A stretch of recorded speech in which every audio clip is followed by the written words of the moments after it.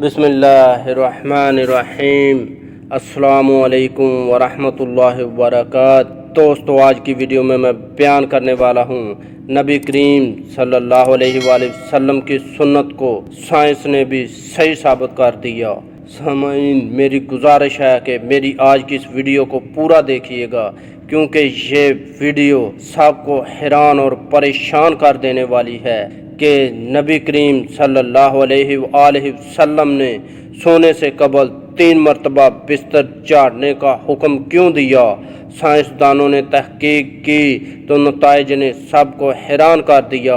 اسلام ایک مکمل ضابطۂ حیات ہے اور اس میں زندگی کے ہر پہلو سے متعلق رہنمائی موجود ہے۔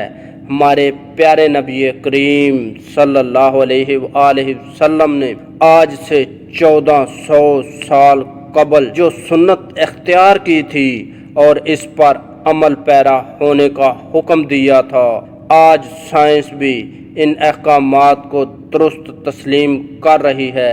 نبی کریم صلی اللہ علیہ وآلہ وسلم کے احکامات اور سنت سے یہ ثابت ہے کہ سونے سے قبل اپنے بستر کو 3 بار جھاڑ لینا چاہیے۔ بظاہر تو لگتا ہے کہ اس حکم کا مقصد بستر کو کیڑے مکوڑوں یا دیگر نقصان دہ چیزوں سے صاف کرنا ہے، لیکن سائنسی تحقیق میں ایسا ہوش اڑانے والا انکشاف ہوا ہے کہ آپ بھی تنگ رہ جائیں گے اور بے اختیار سبحان اللہ کہہ اٹھیں گے کہ کس طرح نبی کریم صلی اللہ علیہ وآلہ وسلم نے 1400 سال پہلے ہی اپنی امت کو بچاؤ کی تدابیر دیں۔ سائنس کے مطابق انسانی جسم میں میٹابولزم کا عمل 24 گھنٹے جاری رہتا ہے، جس کے باعث ہر پل سینکڑوں نئے سیل بنتے ہیں اور پرانے ٹوٹتے ہیں۔ حیران کن بات یہ ہے کہ سونے کے دوران جسم میں ٹوٹنے والے سیل بستر ہی پر گر جاتے ہیں، جو انتہائی چھوٹے ہونے کے سبب نظر نہیں آتے۔